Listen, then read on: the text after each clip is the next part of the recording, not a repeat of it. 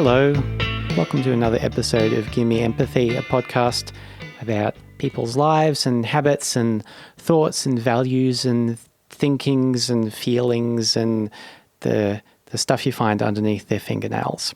I'm your host, Scott Mercer. This week on the podcast, my guest is Tim Steward. Where do you start with Tim Steward? How do you give him an intro? In the 1990s, Tim led a band called Screamfeeder, which basically ruled the rock scene in Brisbane along with their contemporaries Regurgitator and Custard.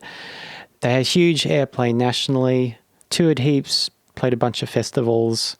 They were massive. They remain a beloved and highly influential band here in Brisbane, though they never quite made it up there commercially to compete with the real bigwigs of 90s Oz rock. In the mid-2000s, Tim put out a solo album and he put together a band to play it live. This band eventually evolved into a whole new band called We All Want To that also featured the singing and songwriting of Sky Stanford. In 2015, after the two bands I was in, Go Go Fish and Harley Young and the Haymakers, broke up, I joined We All Want To on the bass, and I've been with them ever since. Aaron Boole joined the band at the same time as me, and he plays guitar, and we're rounded out by our drummer Dan McNulty, who's been there since the start. It's fair to say I was nervous about interviewing Tim, not because he's difficult or scary to talk to, but because I don't think I've ever said this to him, but Tim is a musical hero of mine. I can't claim to have been a lifelong Screamfeeder fan. Their heyday was when I was still in primary school. The first Screamfeeder gig I ever went to was supposed to actually be their final gig back in 2011 when their drummer Dean Schwerb was about to move to Europe. It turned out not to be the final gig, and they're playing fairly regularly now and put out a new album earlier this year. But once I did find Screamfeeder, I fell for their music pretty hard. The songwriting of Tim and bass player Kelly Lloyd is pretty irresistible, really, to anyone who with a passing love of indie rock. You could hear so much of Brisbane's subsequent musical DNA in it. It was like driving in a car for years, and then one day you get out and you actually look under the bonnet and see what's making it tick. So it's one thing to meet a hero of yours, and it's another to work with them, to make music with them. And there's a bit of a disconnect between seeing this guy in the rehearsal room and joking around with him every Sunday and remembering that, you fucking wrote High Seas. It's weird. So I just really want to get right in this conversation as if there is such a thing on this nebulous podcast that I cobbled together. I think we covered some interesting stuff. What this interview doesn't do is cover Tim's whole life story because I felt like large chunks of it have been told in other places. Over the years, there have been so many interviews with Tim and Kelly about the history of the band and the liner notes in the reissues of their album that there was some territory I didn't really want to cover again.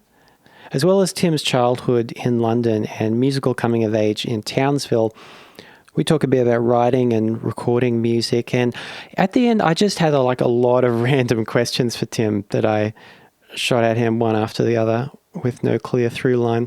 But if you make it all the way through that, Tim does play a song at the end, an as yet unreleased We All Want To song that may be going on our next album. Okay, so here we go. This is Brisbane rock legend and the guy I played a gig with on the weekend at the Powerhouse, and my boss, Tim Steward.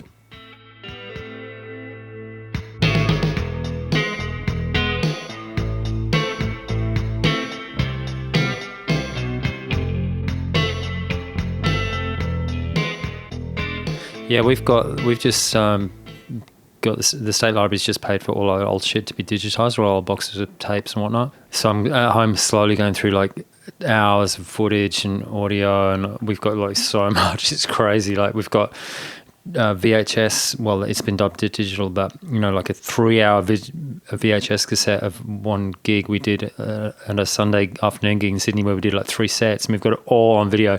And 20 years later, it still looks fine. So it's oh my God, we've got so much stuff. We can make so many movies. It's ridiculous. So why did the State Library ask for that in the first place? Are they planning on like a exhibition or something? Well, when I went to England and I came back, and because the State Library had some sort of stake on the Grant McLennan award thing, so I had to give my like my artifacts of my trip, my souvenir or whatever you want to call it. So I put together a book of all my lyrics and photos and a CD of my demos. And so I submitted to them. They were like, oh, this is great. And the woman down at the State Library, Laurel, she's really cool. And she was like, who started the conversation? I can't remember. But anyway, it came up that I've got these mountains of tapes. And she was like, we'd love to get those. And I was like, oh, really? And we talked, and they ended up giving me all this money to digitize everything. They've taken all these boxes of stuff that I was always moving house with and just sitting downstairs in the heat all those years. And she emailed me today and she said she wants to talk about getting further stuff, other digital stuff that I've hung on to, boxes of old T-shirts that are just, again, sitting under the house, just anything. She's awesome. That's amazing. Yeah, it's great. Are they doing that with other 90s bands? I don't know, but she said to me that at one stage they were approached by some big famous artists. So it's got to be like a Cooper or a Forster or something like that, because this person said to them, oh, you can have my whole archive for, $100,000 or some outrageous figure. And Laurel was like, there's no way we could afford that. Because basically they didn't pay me for it. They just paid for the digitization. So it's like they're doing me a favor and I'm doing them a favor. So it's win-win, because she's in charge of the arts and music part of the State Library. So it's her bag and she's into, doing stuff like that. Wow. Yeah, it's cool. We should start the thing. Yeah, okay. Boss. So how do you know me? Well, I know you because we played in a band together. Mm-hmm. And we have done for the last, 2 years? Yeah, about 2 years. So I first met you when we were auditioning for a bass player back in, must have been 2012 possibly, when our second album, Come Up Invisible, had just come out. And it was funny because you rocked up for the audition and you were really great and you played great bass on a Song of Skies. I can't remember what it's called. Can you remember? We're Not Perfect. Yeah. And we were all kind of looking at each other like, yeah, he's really good. And then Mel came in and she played bass on something. And then we got her to do some singing and she was completely on fire because she's a great singer. And somehow that won the day, even though Derek was like, oh, we should get that guy in, And I don't know, it's just funny, in retrospect, but we kind of should have got you, but we had a couple of good years in Mel. So, and then when we had another lineup reshuffle, you approached us, or we approached you again, and you messaged me and said something along the lines of,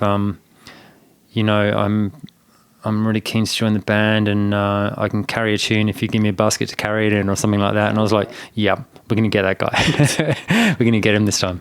Well, both times when the opportunity came up was very much at a crossroads. Like the first time in 2012, I'd come out of TAFE doing my library services diploma and had just been unemployed for a long time. It was getting to be a real bummer. And I'd just gotten a lead on this new job. Mm-hmm. I just started my relationship with Sam. Mm-hmm. And the last band I was in before that, the Better Mousetrap Treatment, had just broken up as well. And then this thing came along. It was like, oh, sure, another opportunity. And I really remember, I thought I did well in the bass playing part. Yeah. But then, I think you're like, oh yeah, we'll come back and try to do some harmonies. And I remember cramming that in a week. And it was the first week of my new job. And I remember driving down to Logan with Come Up Invisible and trying to sing along to them, doing harmonies in the car. It's like, oh God. But I do feel like I kind of blew the singing part of it. I think you actually did really good, and it was just that Mel was such a pro sort of out there kind of singer, and I think it just kind of dazzled us a little, actually. Yeah. And then the second time, my band Go Go Fish had just broken up, because I remember, I think you posted on the Wheel 12 Facebook page you're looking for a new guitarist and bass player. That's right. Mm-hmm. And actually I didn't jump on it straight away, and I thought, oh well, they didn't want me last time, and I actually owe it to Sam. I said to Sam, that band are looking for rejected me the first time. Yeah. And I was like, I don't think I should really go for this. But she was really insistent. Wow, and she was really encouraging. Oh, so if it wasn't for Sam, I probably wouldn't have joined. Wow. Well, I'm so glad that you did. God, who knows what we might have ended up with. But the first time I contacted you in 2012, do you remember the email I first sent you? Not off the top of my head, no. Well, because I was unemployed, I was applying for a bunch of jobs at that time, sending out lots of cover letters. Uh-huh. And so the first email I sent to you was like a cover letter thing in that kind of like in a mock applying for a business position. It does ring a bell, actually, yeah. Yeah, it was probably like super cheesy. And I like stuff like that. and we've been playing in that band ever since. And we just started recording an album last week. Yeah, it was kind of weird because like after we went on tour for the Haze in 2015, we kind of like sat around doing nothing for ages. But I guess it was because Screamfeeder suddenly got busy, and I guess we all unintentionally got shoved on the back burner a little. And it felt like, the band was going so slow and nothing was happening. And we were all, Sky was out of town for a year. She was living in New South Wales. And it's been lovely, actually, suddenly going whoosh again and everyone back together on the same page, learning new songs. So it's actually feeling super exciting now. I did want to ask you about that period, because was that the first time that We All Want To and Screamfeeder were both like in active phases? And like as you were, writing for Pop Guilt, and like was that the first time you really had to prioritize between the two? I can't remember. I guess it probably was, yeah, because Screamfeeder hasn't put out a record for so long. So yeah, it must have been. But I went overseas last year, and then I went overseas the year before as well, which you must have slowed the band down as well, because that's like a whole probably 6 weeks of inactivity. But I kind of came back with so many songs last year that I guess it set up the Screamfeeder album and it set up our album. So it was, I guess, a good thing. Yeah, I guess, the period where Sky was away was hard because it really slowed the band down heaps. It's nice because she's back now, she's in a better place, and it feels right. It was funny when she came back full-time eventually, and it was like a different band having her there every week as opposed to just having her there for the shows. Yeah, definitely. And when we recorded The Haze, it was kind of weird because it alienated Sky quite a lot because she was barely on it, and it was hard. It was a hard writing period because we'd be in there rehearsing and she'd never be at practice because she'd always have things on her plate. She was going through a real hard time with her relationship, things like that. So it was a real album which didn't really showcase the band at all. It was really a me and Derek album, but, we had to make an album and that's kind of what happened. But this album now where we're all together and there's 5 of us, it's going to be like twice as good, I reckon. So did you have a prepared topic you want to talk about? I thought we could talk about childhood because I'm probably the oldest person you've had on the show, and therefore my childhood is, further away physically and also in years than most other people. So maybe it's a bit more unusual than other people's childhoods that might have come from Australia, say grown up a little later than I did or something like that.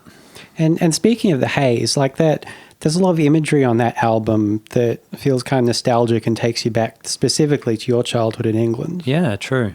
I can't really put my finger on what made me start thinking of those things, but I remember back when I was writing the songs, and as soon as I did tap into that stuff, it was like a huge door opened into a massive cavern of memory and resources, to write songs with, and it was great actually. It was really, I could just zero in on 1 or 2 pictures in my mind or events that happened, and it was like this real rich seam of imagery I could use and ideas. Yeah, it worked well. I don't think anyone's ever really talked at length about their childhood on this podcast before, so I guess, where were you born? Well, I was born in London in 1966, and my parents at that point were newlyweds, I think they got married in 65. My mum was from the north of England, a fairly large, poor family, because pretty much everyone in the north of England, especially back then, was poor. And she'd moved to London to study. She was becoming a teacher. My dad was a kid who was... he'd been... During the Second World War, he was shipped out of London because they got all the kids out of London into the countryside. And so he was living in an area called Chelsea, which is now a hugely fashionable, like mega expensive area. But back then it was council housing. So he was living in a council house with his mum while his dad was off at war. And he was always into music. So by the time he left school and went to uni, I think by the time he was maybe 20, he was already starting to work in the woodwind instrument field. And he was working for a woodwind shop, and he was their repair guy. And he was also doing clarinet lessons. So my mum came down from Hull, this city where she lived, and she took clarinet lessons. That's how she met my dad. And I don't know, but I think he might have basically like proposed to her like within weeks of meeting her, basically. Wow. Yeah, and I think that the story goes that she was kind of on the rebound from this actually quite serious relationship, which she'd had to leave. So, without meaning to sound all maudlin about it, they were sort of a little way doomed from the start. But, you know, and especially me thinking back on my parents now as a couple, it's like, whoa, that is an unlikely pairing, because they're both very different. Well, how long were they together? They split up again in about 1980, so they put in, 15 years. Brothers and sisters? So I'm the oldest. I've got a sister, Rachel, who was born 3 years after me, and a brother, Robin, who's born 5 years after me. What kind of area did you live in when you grew up? So we lived on in the very, very northern suburbs of London, pretty much right where it becomes countryside, basically, until I was about, I must have been about 5. And then we moved a little way further in to a suburb called Finchley, which is it was kind of nice. It's kind of nice middle class suburb. And the houses, like I went back last year, and the houses all now are worth like £1 million. They're pretty nice houses, and they're all done up and stuff. Back then, I think our house cost us like £8,000 or something like that when we moved in. I think we moved in about 1975 or so, or 70, maybe earlier, 74. I can't remember. And was it a nice place back then? It was a very interesting place because I guess like the same with everywhere, all the suburbs which are now a bit posh and a bit kind of maybe cool and a bit moneyed, you know what I mean? Back then they were a bit crap and a bit like very multi-ethnic and very poor, basically. So like we had in our street, there was plenty of really old people, a few hippies, fairly few, migrants, and it was pretty mixed. And what was school like for you? I just remember school as being pretty much great fun because I could always push aside the boredom and just concentrate on the social aspect. And I don't really remember much primary school apart from actually intense boredom. But as far as secondary school went, I went to a Catholic secondary school. It was great because I was 11 and it was 1977. So I kind of just hooked into the punk thing as it was happening. And I had a group of friends who did the same. And we were this little gang and we're a little bit naughty, not too much. In the latter years of high school, there was a tiny bit of drug taking and, wagging school and things like that. Nothing major, It was a sort of time when life was very dense and rich and layered. There was lots going on in life at all levels. People were very politically active. I guess it's different from nowadays where you've got so much culture coming at you from all directions that it makes you perhaps a little, like you take it for granted, you're a little bit lazy with it maybe even. Back then it was like you went out and found a book that you loved and you told all your friends about it, or it might have been music or a film or anything. So life, it felt like the world has claws in you a little harder than it might do now. Well, what was it like when the punk bomb exploded? Well, I was too young to really know because, I listened to lots of podcasts and interviews with people now who were on the ground at that time who were, I guess, 10 years older than me, 75 through to 77, say, and it would have been amazing. Like I would have loved to have been born a few years earlier, basically. But as a kid, it was, so we were sort of really quite a second, step removed from it because we'd see it on telly and we'd see the newspaper headlines being all shocked, and we'd pick up on really the media's interpretation of it more than the actual thing that was happening. And what was that at the time? Outrage, and it's hard to imagine now because when you listen back to the Pistols or the Clash, it's pretty much, it's rock and roll with a bit of angry vocals, so it's like, but honestly, people were freaking out and they thought the establishment was going to topple and the world was going down the shitter big time. And like I remember my dad seeing someone walking down our street with, I don't know, something like a safety pin on their jacket lapel, and he went silent and you could actually feel the steam coming out of his ears, Well, yeah, what was your parents' reaction to my dad and mum were very different. My mum was fairly progressive. She was an English teacher, very well read, loved her music. So she kind of like took it in a stride, and especially when me and my brother started wearing, shit with zips on it and like torn trousers and stuff. And my dad, on the other hand, always throughout his life, total classical music buff, never ever gelled with popular culture at all. He lived through the 60s and never gelled with anything that's happening. Fair enough, whatever gets you through the night. But so this for him was he just didn't get it. He just put his hands up and went, okay, I don't get this. I'm just going to ignore it, basically. And when did you really start getting into the music of it? I started getting into it probably about 11.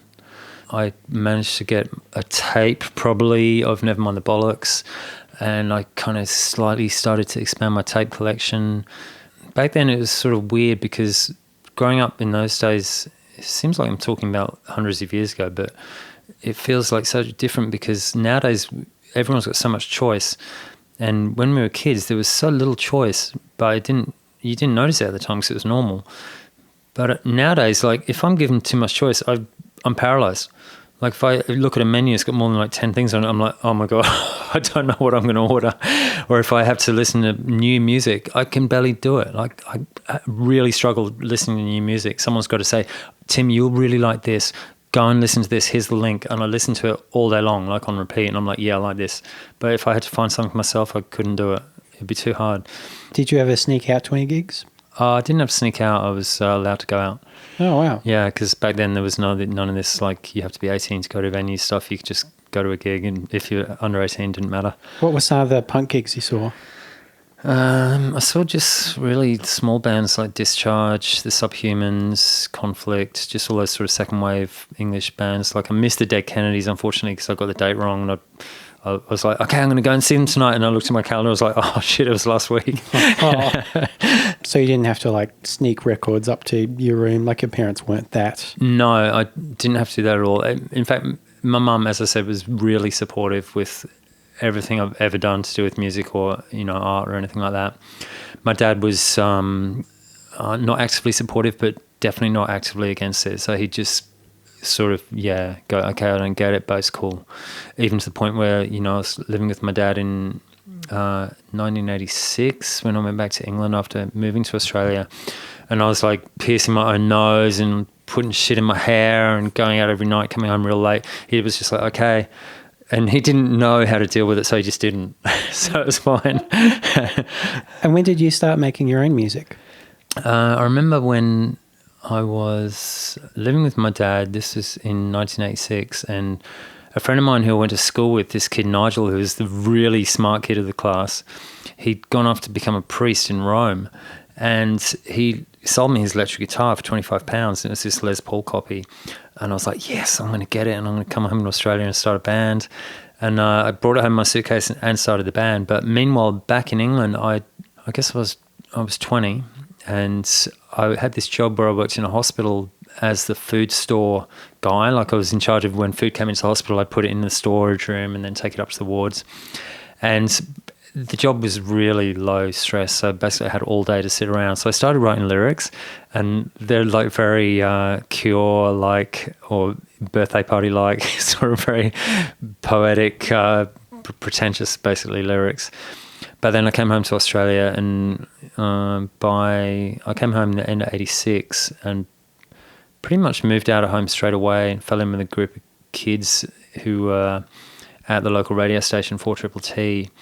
Started doing a radio show, found some band members, did it. Yeah, so it was late 86. Were you playing music before that? I had guitar lessons as a kid. So when I was in primary school, I started having them. And I guess they were intermittently through high school as well. So yeah, I started probably about age 9 or 10.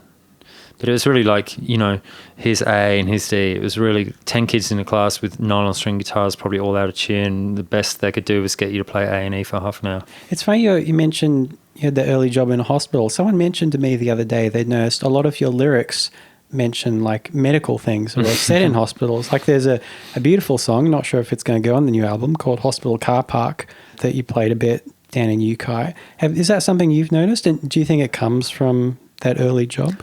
I don't think it comes from that, but you're right. There's quite a few Screamfeeder songs also with ambulances and doctors and stuff in them.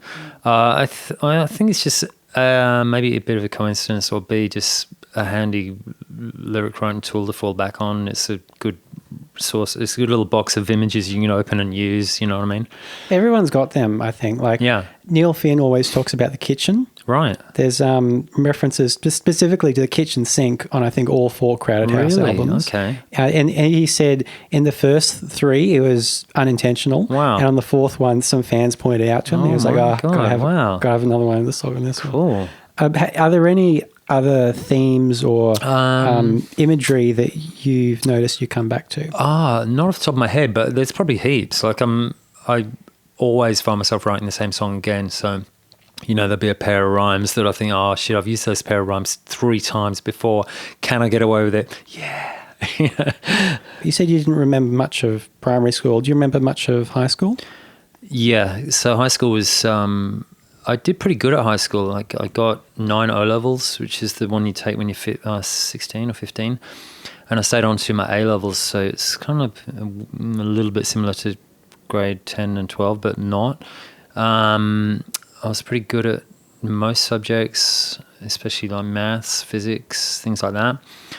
But mainly high school was about smoking cigarettes, a bit of sniffing glue, a bit of listening to music, and a bit of just being a young boy full of testosterone, being a tough guy. Tough guy. So was that like what all your social group was about? Not consciously, but looking back on it, definitely. So it's like about poise and pose and cool and fashion and lots of things like that. And was that tied into the punk aesthetic as well? Yeah, I guess it was. So when I started high school in September, because the school year starts September over there after the summer, the first year I went along and my mum, God bless her, but this was like the biggest crime. She put me in a pair of open sandals and a pair of flares, and this was in 1977.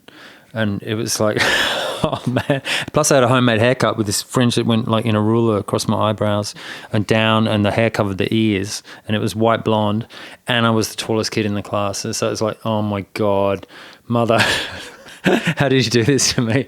So I don't know, I quickly managed to get my trousers taken in. Probably my dad did it. He was pretty good at sewing.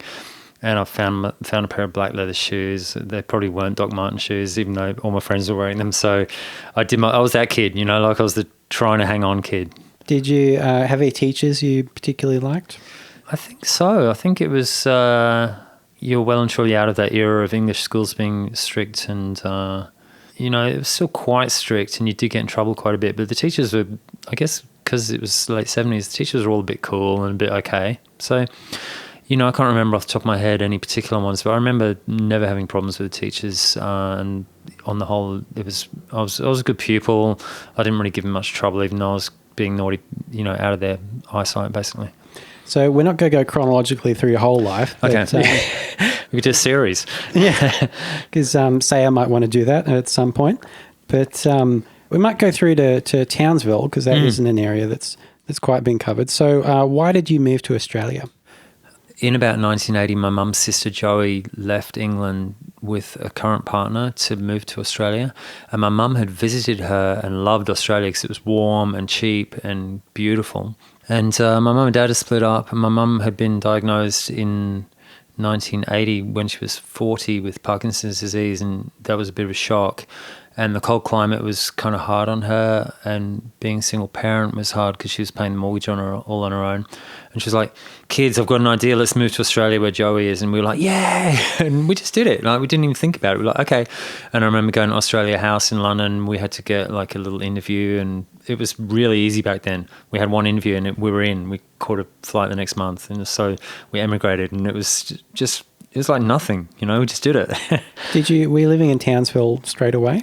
Yeah, so we stayed with my auntie. She lived in a little place called Alligator Creek, which was like half an hour south of Townsville, total bush. So I went from, terrace street houses in London to this massive property of a couple of acres with horses and rainforest and a creek and kangaroos and mozzies and all this stuff. It was like, whoa. There must have been a total alien landscape for you. It was, but at that age, again, 16, like, you're still a kid, and when you're a kid, everything's normal because you've never seen anything.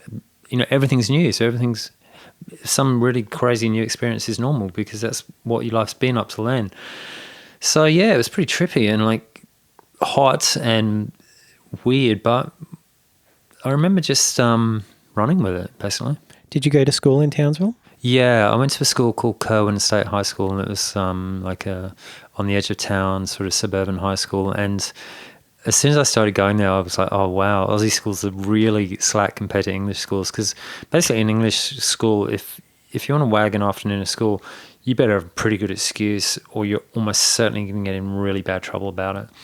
Aussie school was actually the complete opposite. Like, by the time I settled into school and had a gang of friends in the end of grade 11, sort of we had a little pot circle going on and we were doing as little work as we could possibly do. For the whole of grade 12, I was late every single day, almost always stoned, and no teacher ever said, Tim, why are you late? Can you go to the principal's office ever? And it was like, oh my God, this school's great. What were your friends like in Australia compared to the tough guy image crowd from England? It was so funny because I had a really thick London accent, which they couldn't really understand. I guess the Aussie accent's fairly easy to understand, so I was okay. But they say to me, what bands are you into? And I'd be going, I like Dead Kennedys and Crass and Discharge. And they'd be like, what? And they're going, do you like Dragon? And I'm like, I've never heard of them. Do you like Aussie Crawl? I'm like, I've never heard of them. So there's this huge gulf between us, basically. So I introduced some of my friends to like Dead Kennedys and Crass, and they kind of got it. And that was a really quick filter. Like 90% of the kids dropped away out of sight, and the 10% remaining got it and became my hard and fast friends for the rest of high school, basically. So you introduced punk to Townsville?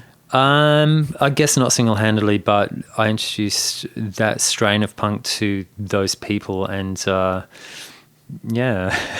Were there any cool record stores in town where you could get that music at the time? At that time, I don't know because I was, again, a kid. I was like, I remember there was a shop in a big shopping mall and big plaza, and there was this dude in there who was always like really tall, skinny black jeans, paisley shirt, long hair, and I was like, he's cool. And it took me about 4 years to finally kind of get friends with him, but he was this guy, Russell, who was a real mover and shaker in the scene, and he worked at that radio station, 4TTT.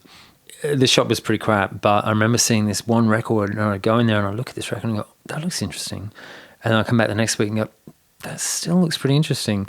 And it took me about 6 months, but I eventually bought it, and it was the record Mutiny by the Birthday Party, which as soon as I went home, put it on, like Nick Cave's just screaming his head off and the band's going sick. And I was like, oh my God, yes, Australia, you've done it. Did Townsville have a live music scene?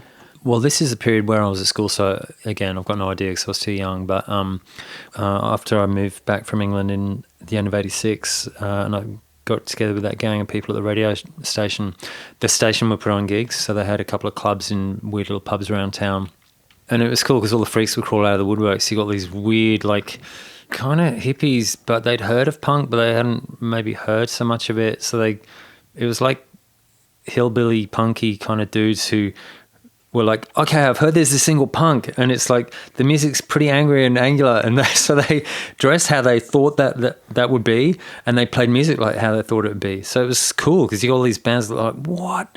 And weird music and dudes wearing shit that you couldn't even imagine. So it was kind of good in that way because, you know, the distance thing made it not that they could just be clones. They had to make up their own stuff, and it was actually kind of cool back then. Yeah, like the bands who only knew about punk music from like reading about it. Yeah. That's it. So they got to like interpret it in their own way.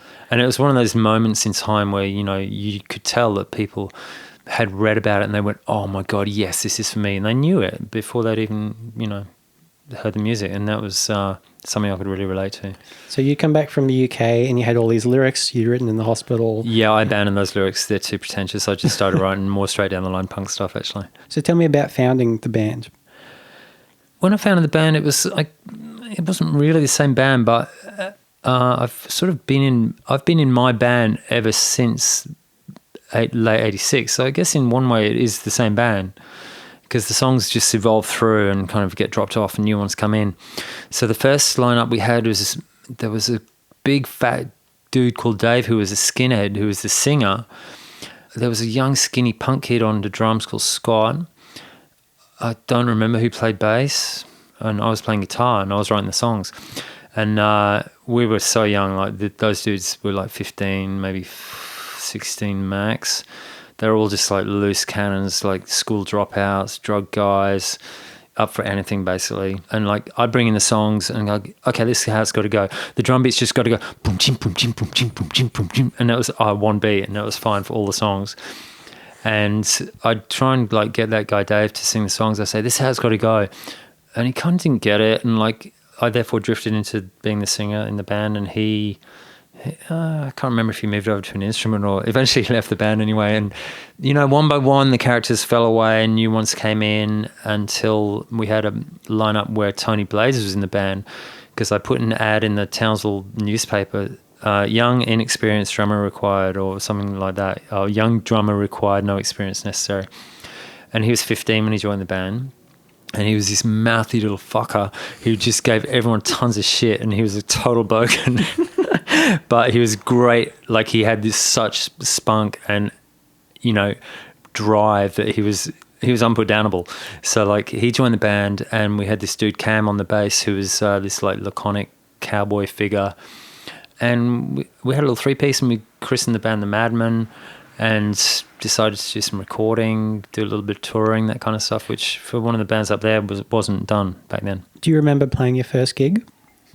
My first gig was May the 1st, 1987, at a place called the Mushroom Club. What kind of place was that? It's just a back room of a pub in the suburb called West End in Townsville.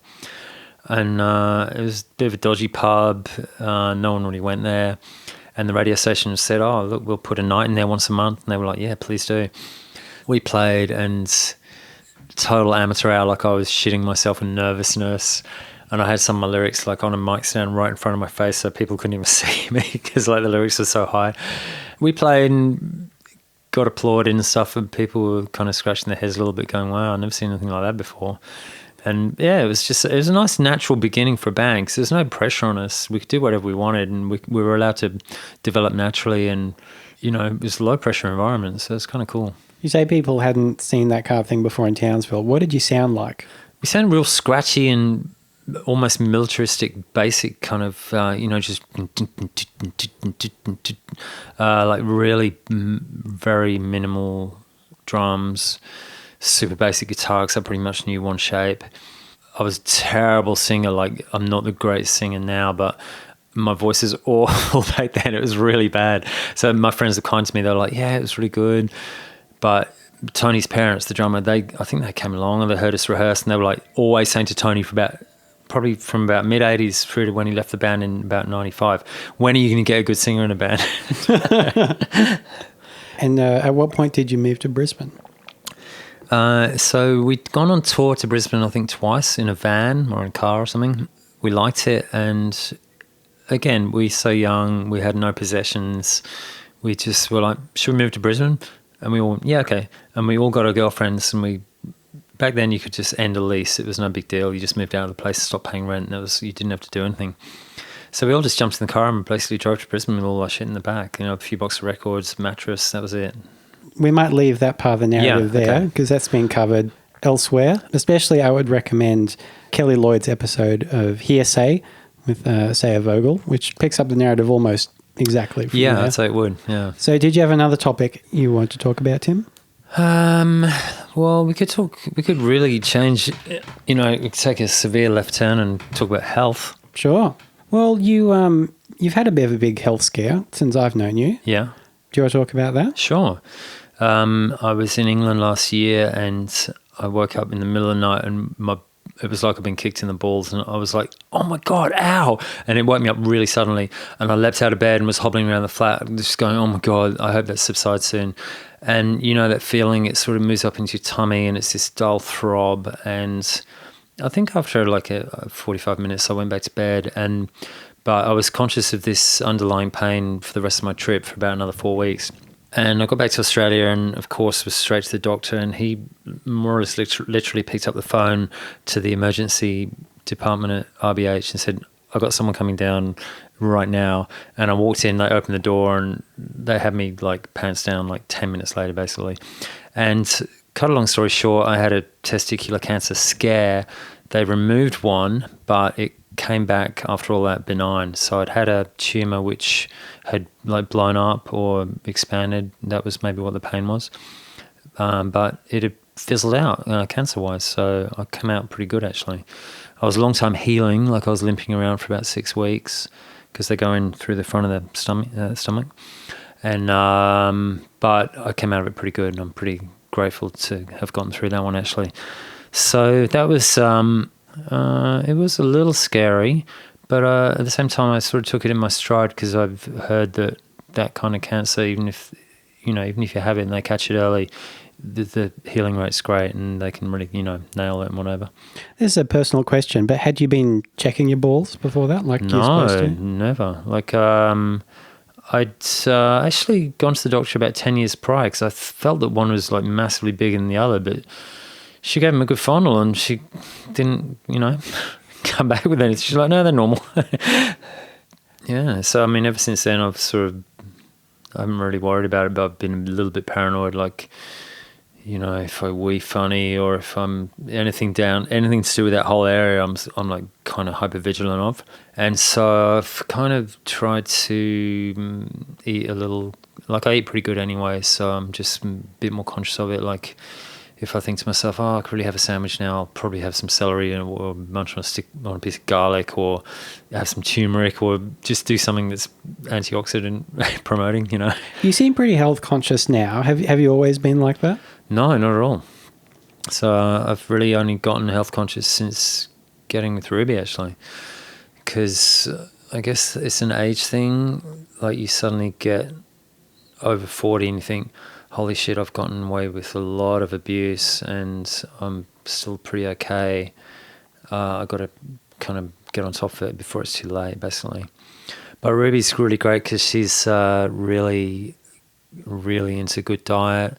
She's really aware of healthy living in multiple ways, actually. And since I've known her, she's gone through a massive health revolution herself, which I'll let her talk to you about, She's gone from like there to there on the health scale herself. So it's been easy to tag along with that, basically. Get exercising a bit more regularly, better diet, drink a tiny bit less, things like that. What's this diet you're on now?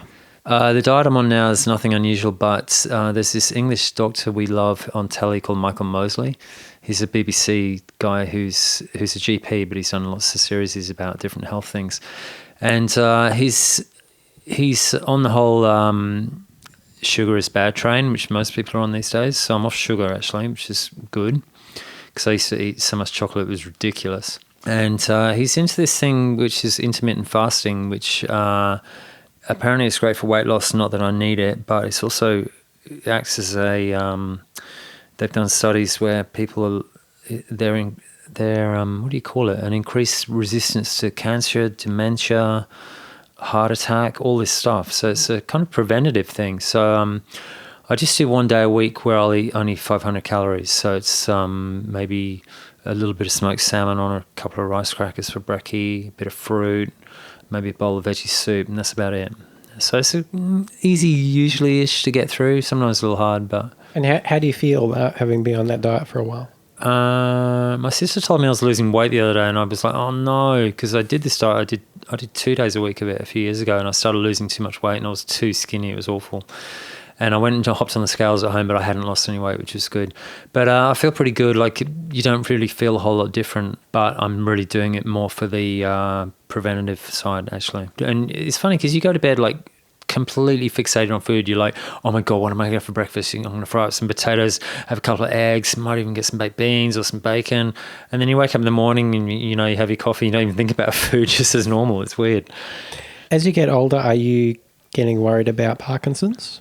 No, Parkinson's I think is non-hereditary. It's not hereditary? Oh, okay. Thank God, because having been first-hand witness to Parkinson's, I sort of often at the time thought if I got this I'd kill myself, but if it came to the crunch I probably wouldn't, but it would fucking suck nonetheless. What was that like? How quickly did your mother's Parkinson's progress? Parkinson's is weird because there's really good drugs for it, but you get about a 10-year window of good reaction to the drugs. After that, it gets to the point where you're taking drugs every 2 hours, and if you're even 10 minutes late, your body starts freaking out. And like, say my mum would have like very big, like her arm would do a big spasm where it would just shoot out or something like that. So it wasn't a tremor anymore. It was a massive like muscular sort of contraction or something like that. And she would be not writhing around, but almost close to that, you know. So it was always imperative that she got her drugs on time. And then she had a couple of brain operations. They can do brain surgery, which kind of zaps one or two of the areas, and that gives you a few months reprieve as well. Like, it's great because basically you have it when you're awake, and it's no big deal. Like, it sounds like a big deal, but you just have it, and then you go home again, and suddenly you can walk, and you're not completely paralyzed with these tremors and whatnot. But you only get a few months. I think the brain probably just grows back or grows around it or whatever. So, yeah, Parkinson's is a bit of a bitch because what starts out as a tremor ends up just basically wrecking your whole body. Like, you can't really walk, can't swallow, can't really talk anymore.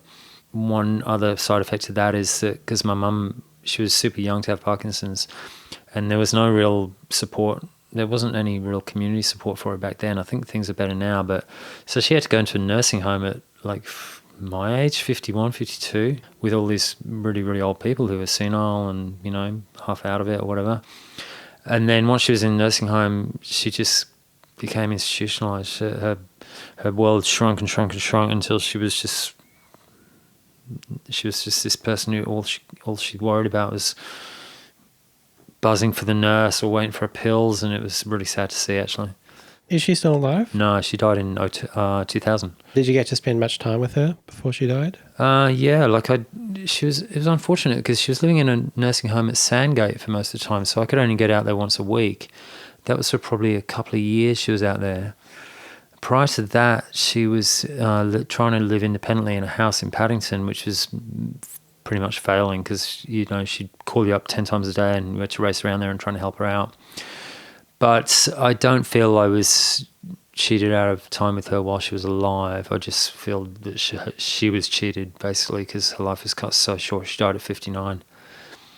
So, and her last, 5 years were totally shit. Like, she actually didn't want to even be alive anymore.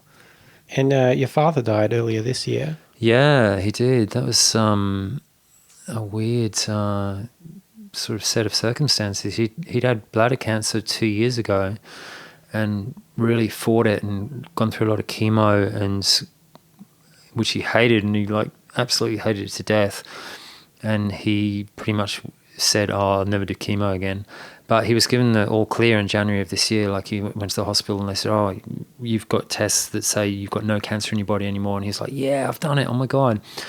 And come March, it was back and it was in his lungs. And I think receiving that verdict probably just knocked the stuffing out of him so bad that it was the beginning of the end. He just that did him in, hearing that verdict.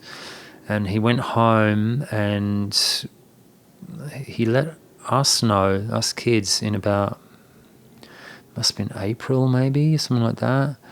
And he was really doddery and sick and not able to do much at home. And his partner, Hydron, was pretty worried about him, obviously, and she called us up, and my sister was like, right, I'm going over there, this ain't good, you should come over too. And I'm like, I'm going to hang on a bit because I had a shitload of stuff on here. And I was like, you tell me how it's going and I'll be over there in a flash. And she got over there, and basically Dad was really sick and weak and losing tons of weight at home. And my sister Rachel was like, he's got to get to hospital right now. So they took him to hospital, put him on a drip. He was undernourished, dehydrated, all that stuff. And for a while there, it looked like he was going to pull through. They were saying, once we get you through this ward, we'll get you in a rehab ward and get your strength back. And he had a dodgy heart. Like, he's had a few heart attacks in the last few years, and just the stress of it all, bang, one night in the middle of the night, he had a heart attack and didn't wake up again. So my sister called me, and it was like, oh man, I missed it, shit. And it was, yeah, it was just crap basically. I didn't go over at all. Like my sister and brother were there for the funeral. I was like, I'm going to stay home. I'm going to go over when Hydra needs me there. And so far it hasn't happened. At some stage I'll go over again. But I'd seen him last year and I saw him the year before. So at least I did that. So you feel like you got in some good time last year when you were over there with him? Definitely. And actually more so the year before, because the time I was over there last year, he was still struggling with the chemo. So he was pretty miserable and not having a good time. But the year before, we went out heaps in London, went for big long walks. He showed me his old neighbourhood. We took a ship up and down the River Thames. We actually we went on holiday out in the countryside. So we had a real nice time together. And my dad was always someone who you could always get to know him up to a point, and then there was a point at which you still felt that you hadn't been able to cross that invisible barrier and dive into who, and become really almost intimately close with. But I think we did pretty good. I'm super glad I got to see him twice in the last 2 years. So, what's it like when both your parents are gone? I think there's no big revelation that, oh my God, I'm an orphan now. I'm on my own because I'm an old guy now. I haven't looked to them for parenting for so long. Like I looked to them as my equals or my family, but I don't need them as a parent as such. Was there another topic you wanted to talk about? I guess I could talk about music if you'd like to. What do you reckon? Like music as a sort of like more of a personal thing or a... Actually, yeah. I did have a question for you about this because when I listen to Screamfeeder stuff from like the 90s, it sounds like listening to the lyrics, a lot of it seems like kind of angsty 20s relationship stuff. But like these days, I wonder what it is you're writing about because when I listen to the lyrics, like, I know like you've been in a stable relationship with Ruby for what, 5 years? 8. 8 years, yep. Wow. I know that some of the stuff you're writing about that sounds like it's about a relationship can't possibly be about you two. And I'm just wondering, like, where does it come from these days? Where do your characters come from? That's a good question. Wow. I don't think I really write about real stuff too much. I do actually sometimes, but not like... I guess for you, it's probably really easy for you to spot the songs which are about real stuff in real want to say. But there's plenty which I will just come up with a line or a title or a feeling, and I can just expound upon that and make it real enough for me that it cuts the mustard for me.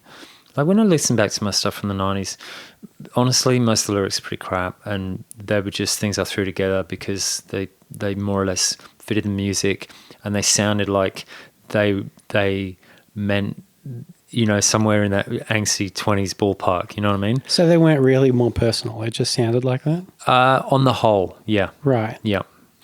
So the lyrics these days, I guess you could say more personal because they actually... When I write them and I read them back and I play them to myself, I think to myself, yeah, I get it. I understand that song. It means something. It hangs together as a whole.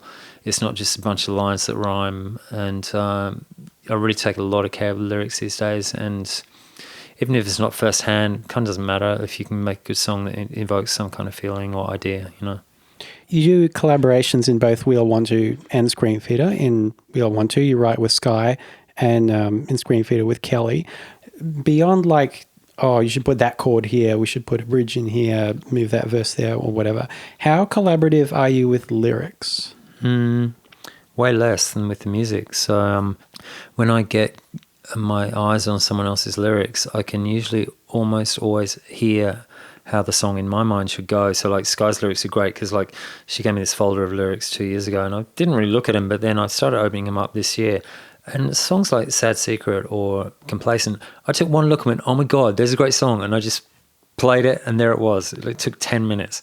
But as far as the lyrics themselves, there's usually one line in 10 that I might say to the person, oh, how about you do this here? Or, there's possibly a better rhyme you could put there.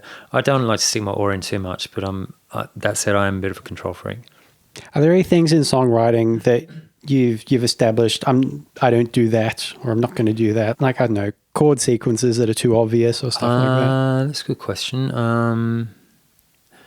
No, I don't think there's anything chord sequence wise. I just I'm really strict on my phrasing, so I really don't like it when bands are sloppy with their phrasing. And to me, if there's one sloppy, like if one syllable stretches over too many beats or something like that, it basically ruins the song for me. And I just think, oh, you fucking amateur, you can do better. You could just turn the sentence around so it reads the other way, or you could put that word at the end. It would be so easy to make that line great. Why didn't you do it? You know, it's weird though but some people do that deliberately. They fuck up their phrasing and, and it works for them.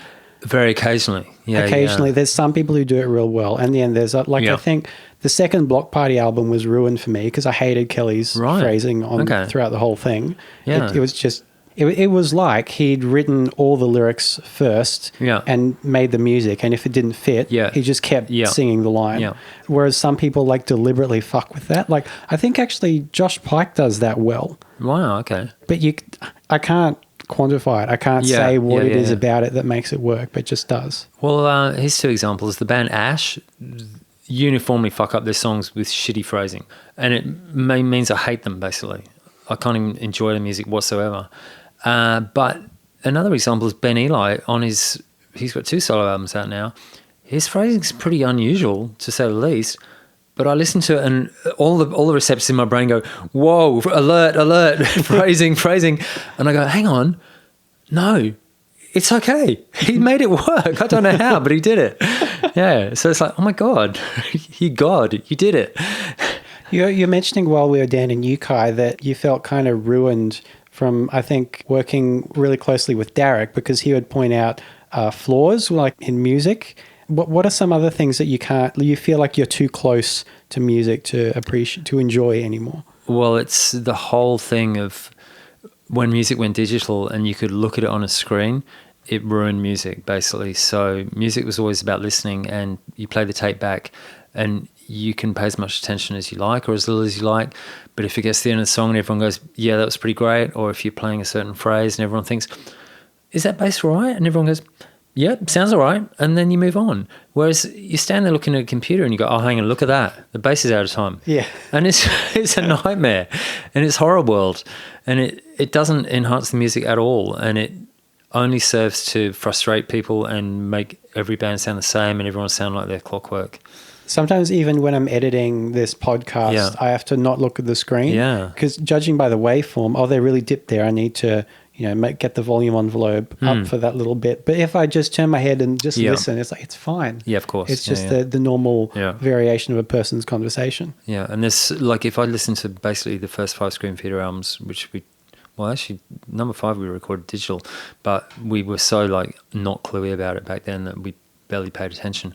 But if I listen back, there are so many mistakes and points in the songs that at the time I was like, maybe they were singing bits, or the bass goes out of time, or the drums, or there's a pause that we didn't count properly and it's too long or too short. And at the time I was like killing myself over it. And now I just listen, it's all good. It's like, whatever, it sounds fine. Even on something like Fill Yourself with Music? Because that album of all of them, like when I first listened to it, I thought, whoa, this is so...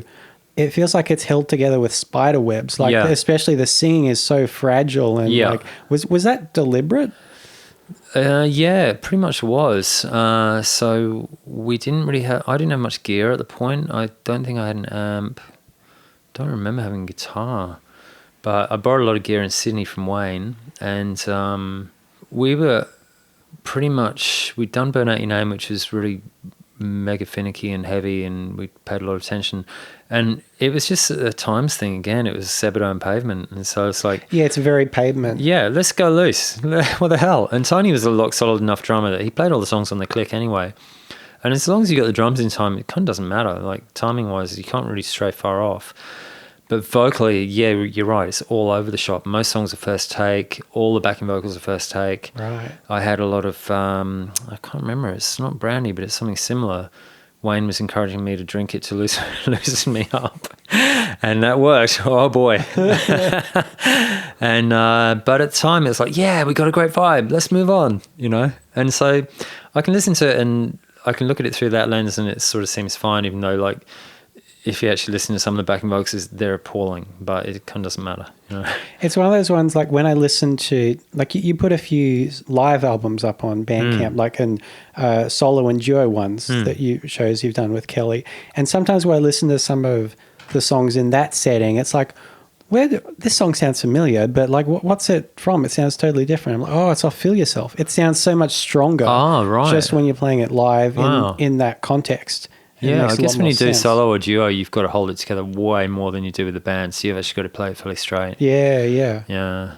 And after Feel Yourself, like Kitten Licks was like full cylinders on the pop machine. Yeah, definitely. But even that, you know, like the harmonies are pretty bad, and there's a ton of first take stuff on there, which we probably wouldn't get away with these days. But yeah, that's the whole thing. Like coming back to the whole thing about music, and once you've peered over the shoulder of the producer that many times, you start getting an idea of how things end up sounding the way they do, and you start seeing through the invisible mirror of music, and it starts becoming demystified. Yeah. And that's dangerous, because like I never wanted music to be demystified. I loved it when it was a big mystery, and it was this thing that I could poke at and have my own go at and enjoy, but I was really happy not knowing the intricacies of how it worked behind the scenes. And now I do, and it's sort of ruined it a little bit for me, I've got to be honest. Like, so, you know, I'll listen to bands, and I've got this massive checklist now that they have to fill out or not, and before I know if I like it. So it's like, it's not like I can respond on an emotional level, apart from in rare cases when I can. But a lot of times, if I'm in doubt, I'm like, how's the production? How's the snare? What have they done with the harmonies? Is it auto-tuned? All this stuff that I shouldn't care about, but I kind of do, and it's a bit of a bummer, actually. So I guess I just have a few kind of random questions that don't really fit in anywhere else. So in the Kitten Licks had come out in 96. You were getting really good airplay for Screamfeeder, doing lots of touring, getting good supports. And then in the midst of this, you had a kid. Yeah. What was that like? You know, it's pretty okay. Like, most people who have kids their whole lives are upset pretty big time, and they can't do anything. But luckily enough, my daughter Pascal, her mum Mickey, was really accommodating with me going on tour. She basically said, look, just keep doing it, do whatever you have to do. And it worked. Like, it was lucky, you know, like Mickey was able to stay home with Pascal. Yeah, made it happen. Because, you know, when you say going on tour, it wasn't like in the early 90s where we'd get in the van and go for 2 weeks. It was weekends or extended week, you know, Wednesday through to Sunday, every 3 weeks or something like that. So I wasn't away all the time. So you don't feel you missed out on some of those no, early years? not at all. No, because I was home most of the time. I was home over 3/4 of the time. Did you ever want to have more kids? No. One was quite enough, actually. You got it right the first time? Yeah, basically. When I got together with Ruby, we ascertained probably within the first month that neither of us wanted another kid. It was like, oh my God, yes, we're on the same page. So that was really great. And she had her own young boy at the time as well. Yeah, so she's got a son, Rocky, who was 5 when we met. Yeah. Tell me about, how did you meet Dave Nolan? Oh, let me think. Dave Nolan is our live sound engineer for both We All Want To and Screamfeeder. And I don't think I realised how long he'd been with you until I was just looking at the credits on Flower, the first Screamfeeder album, and he's credited on there. There he is. My God. Yeah. I didn't realise he's been with you that long. Yeah, so when I moved to Brisbane in like 89, 90, I got a job with a friend from Townsville who set up a small PA company, and I was helping out driving PAs around town, manning the odd desk at small gigs, things like that, which I was terrible at. But one of his other employees was Dave, and so we'd hump PAs around together. And Dave became a real good friend super quick and started mixing the band really more or less straight away. So we didn't have him constantly throughout all the years, but we had him on and off. And there was a long period, probably the bulk of the 90s, he didn't actually work for us because we had a number of other guys. But he's back, and it's great because he's always been a super solid friend and really interesting character. Like, the shit that we have seen each other get into and out of is, I could be here all night, basically, you know. Like what? Just bad partying, you know, just stuff like that. Yeah. Right. Just, you know, shit like we used to go to play the big day out on the Gold Coast, and, you know, it's just one example. You could get these liquid bottles of guarana back then. So we'd have a little drop on our tongue at the beginning of the day and, that's pretty good. Feel pretty nice and pepped up. Let's have another little squirt. And by the end of the day, you know, we'd had the whole bottle between us, and we were like these saucer-eyed, jaw-clenched freaks, and it was just ugly, basically, you know. But, you know, he's got a strong constitution, so have I, so we always just soldiered on through, I guess. And, yeah, plenty of crazy 90s stuff like that. You could get away with stuff like that back then. If you could change one thing in every decade you've been alive, what would it be for each decade? Wow. Something to do with me, obviously, or my life, not like prevent not have a 9/11 Vietnam War or something like that. God. Well, I've always wished I was born probably between 5 and 10 years earlier, because then I would have been more or less literally standing poised ready with a guitar in my hand when the punk thing hit England. But in retrospect, I don't really want to tamper with history that far back, because I've lived a pretty good life and I'm really lucky to have done all the things I've done. There was a point in the 90s where we were sort of flirting with big management, big record labels, and we sort of screwed it up and didn't get there through being amateur, basically, and just through just being useless and not together in our approach. And I used to regret that happened and that we didn't get pushed onto a bigger label and things like that. But at the same time, here I am now, another 15 years later, still doing it, still happy.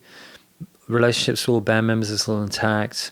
Nothing bad's happened. So I'm kind of thinking maybe it was cool and we actually got it right, and we downplayed it all, and it made for a longer, better time than it might have otherwise been.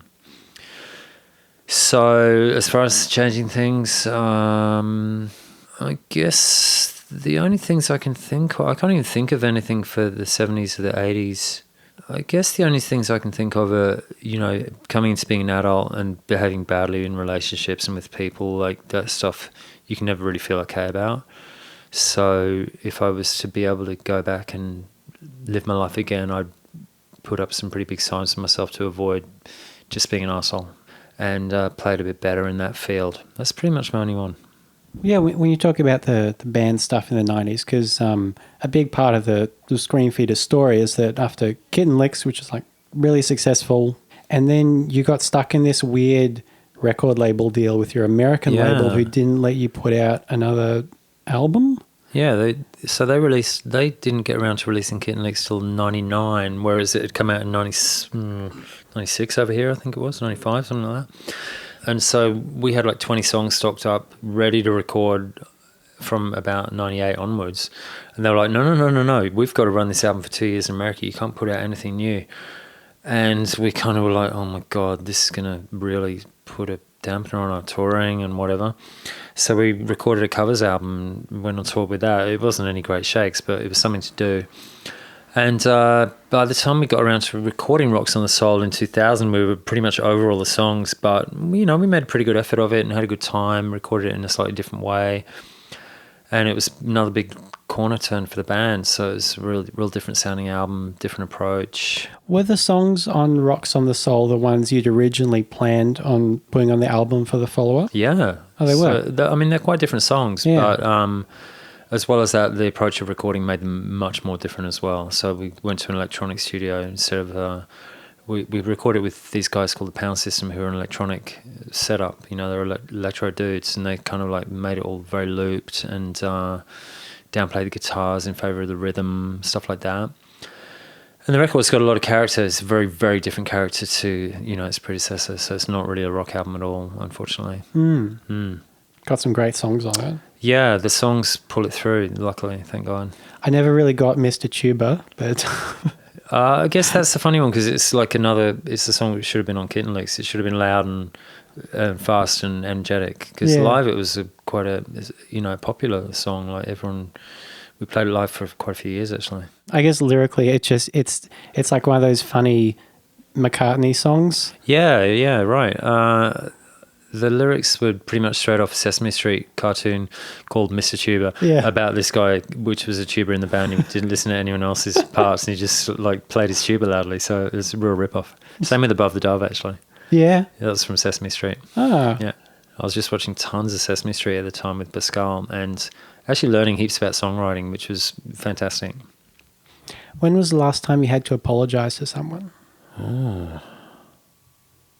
Can't remember. But I know it's happened. I know it's happened recently, but I just can't remember what it was. So I guess it was probably something medium level trivial, like I forgot to pick something up, or, you know, I might have unintentionally insulted somebody or something like that. One of the situations in life where you go, okay, if I just say sorry now and mean it, which I do, it's kind of going to make it okay. You know what I mean? So I think that probably happens to me weekly or monthly, that I have to just go, oh, sorry, I did that, and I'm sorry that I did it. But as far as anything really bad, God, a long time. Yeah. When's the last time you had to break some really big news to someone?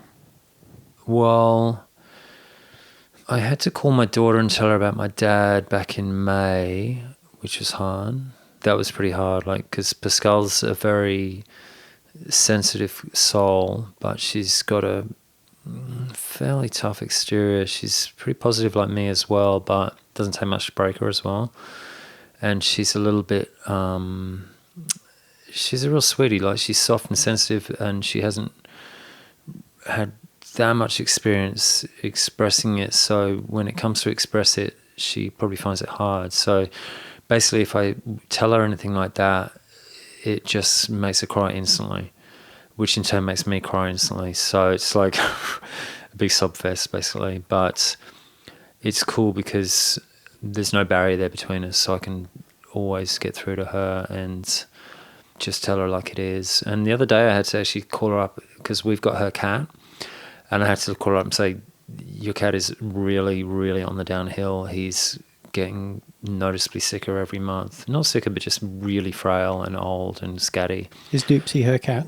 Doopsy's hers, yeah. She's had him since she was a kitten. So it's 18 years old. And so she got pretty teary about that, but even though it's something that shit happens, pets do die, but, you know, it got through to her straight away. So I think I'm lucky that I'm able to just go to her directly and tell her what I need to, and we've always got that bond that it's never going to like break anything or anything like that with us, you know. So yeah, those are the two times I can think of recently. And before that, you know, there was things like, you know, letting people go from the band and stuff, which is super hard. I had to do that twice 2 years ago, as you know, which was just awful, actually. Yeah, really bad. And We All Want To has, well, it started as the Tim Steward band, really. Yeah, it did. Yeah, it was actually called that. What was that evolution like as a thing? Because you put out a solo album, How Does It End, in the mid-2000s, and then built a band around that became We All Want To. Like, at what point did you turn around and realize you'd made a band that had its own identity, that wasn't just your solo band anymore? Well, there's kind of 2 points. One was when we had Todd in the band and Paulie, and we started putting new songs into the set, and it was like, oh wow, this is exciting. We've actually, these songs sound good, and you know, it's cool. But you know, looking back on those days now, the band was really shaky and very formative, and starting off, it hadn't really settled into being a band yet. Because like now you're in the band, it's our 7th lineup, so we've always had this shifting thing going on, which is cool, but it sort of slows you down a little. But honestly, like, even thinking back then to how I was with Dan and Sky, I hadn't established a musical relationship with them. I hadn't worked out the playing board on which we were both playing, and it was really random and really hit or miss. Like, I listened to the first album now, and it's really just a collection of stuff. It's not an album. It's just a collection of songs. So I guess when we'd been together a few years, it started to gel a little more. But what with all the lineup changes, it sort of always slipped off the table again to an extent. But actually now with you and Aaron in the band, and a few more years have gone by, it feels like me and Dan and Sky, like we're the long-term members. We've sort of get each other now, and we're finally on the same page after all those years. and we know how each other work, and therefore we can play to each other's strengths and ease away from each other's weaknesses, things like that. And with you and Aaron, you're so easygoing that it's like you come in and just, you lend a hand and you do your thing, and it's great. So actually I was thinking about it just yesterday or the day before, that really just now it actually feels like, okay, we've actually got a band now that is a fully functioning band.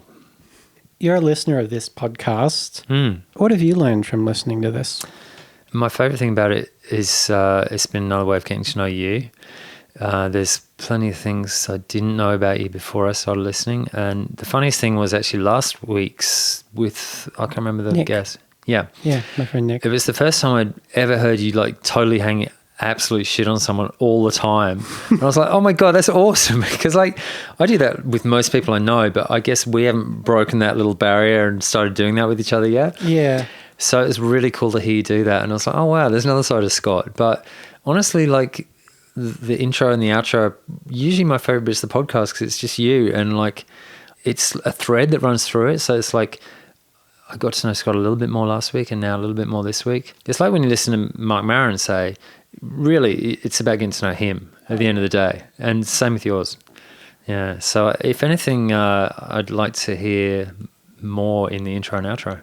That's really interesting because those are always the most excruciating part of making a podcast. So when you stand there doing it, is it not comfortable? No, because you're just talking to yourself. Yeah. And when you're talking to another person, like you're bouncing off someone, and if you stop talking, the other person will start talking like, why aren't you talking? They'll ask you a question or whatever. If you're talking yourself into a microphone, you stop, nothing happens. I think you're getting better at it though. Yeah. I think standing up and listening to music has helped. Yeah. So are you someone who, when you're at home alone, do you talk to yourself?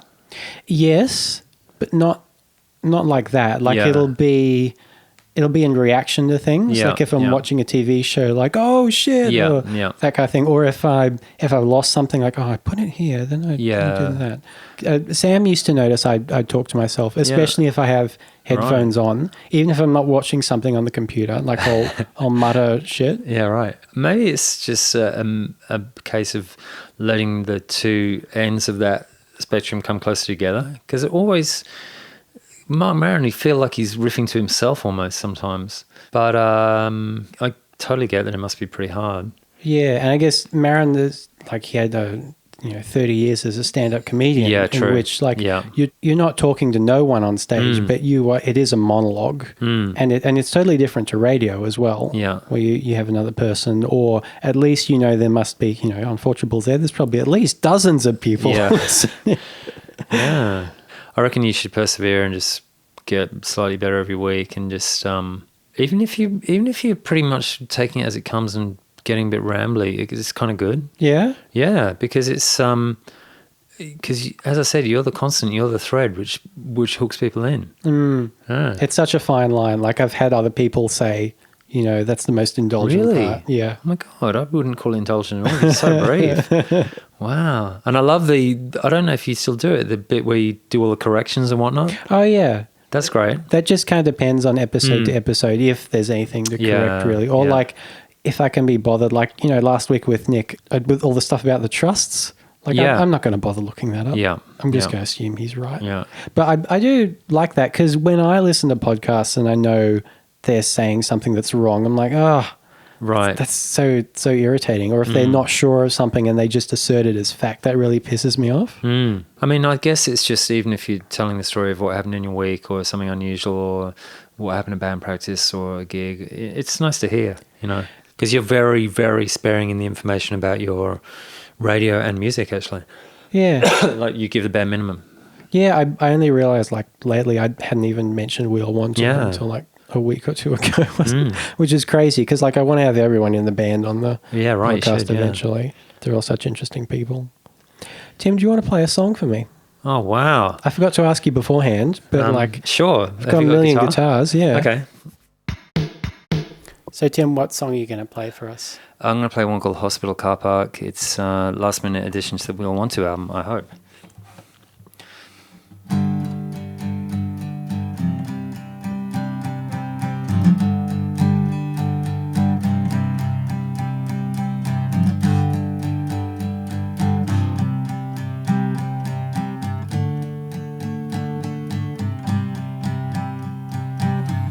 Got lucky in the hospital car park. I saw it coming, almost died of fright. Took my chance against the lights and the cameras. Gotta go, won't last the night. Got lucky in the hospital car park. Got lucky in the hospital car park. Got lucky in the hospital car park. Gotta go, won't last the night. I had a date with a critical patient. I took her hands and through the dark we snuck past the nurse's station. Got clear to security guard. In the shadow at the back of the building, we felt our fever start to break. If we could only bottle that feeling, what medicine it would make. We made out in the hospital car park. We made out in the hospital car park. We made out in the hospital car park. Gotta go, won't last a night away.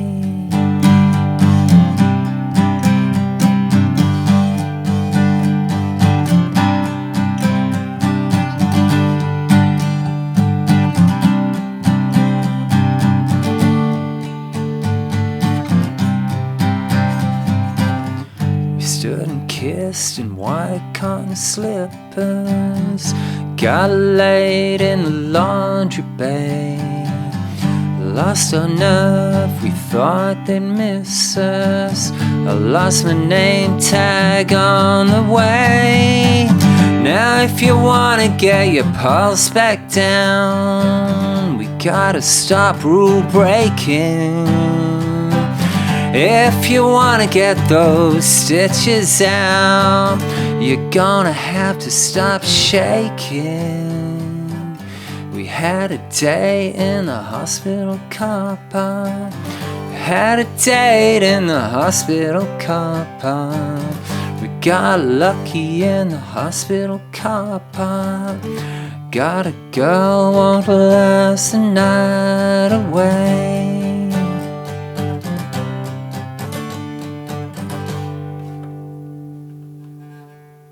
Thanks, boss. Thank you.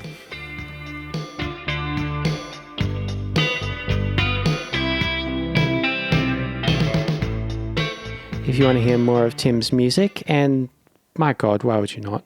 His entire catalogue is available on Bandcamp online. The Madmen, Screamfeeder, his solo stuff, his side project, The Watts, that we didn't even talk about. We All Want To. It's all up there if you search for it, as well as a few interviews actually that he's done over the years, including when Screamfeeder was featured on Triple J's J-Files back in 2003. And there's some like really kooky live albums that they did where it's just him and Kelly. There's some great stuff there. And if you want to hear more of the history of Screamfeeder's heyday, I highly recommend Saya Vogel's podcast, Hearsay. Episode 4 of that podcast featured Kelly Lloyd, and she talked a lot about the band's history. Hearsay is spelled Hearsej.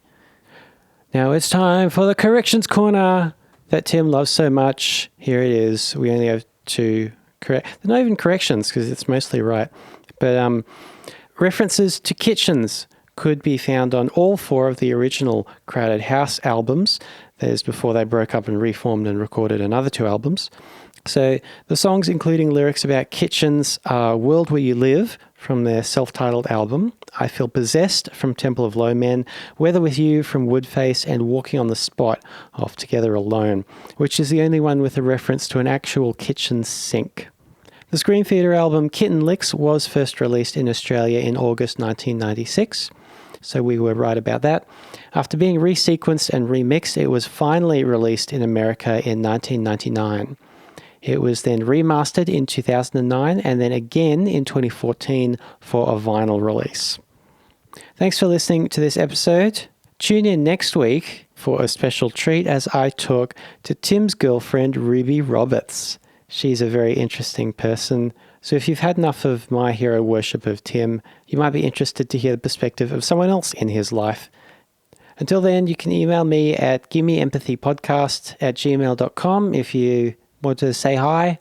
Got any feedback? I always like getting feedback. Like us on the Facebook page.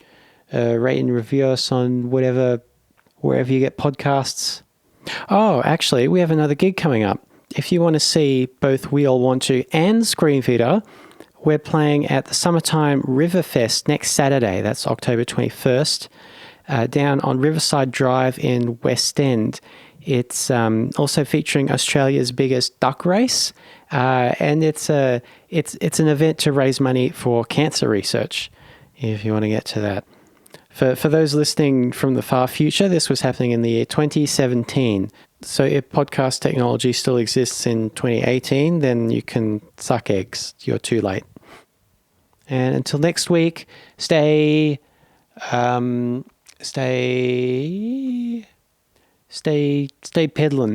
Stay peddling.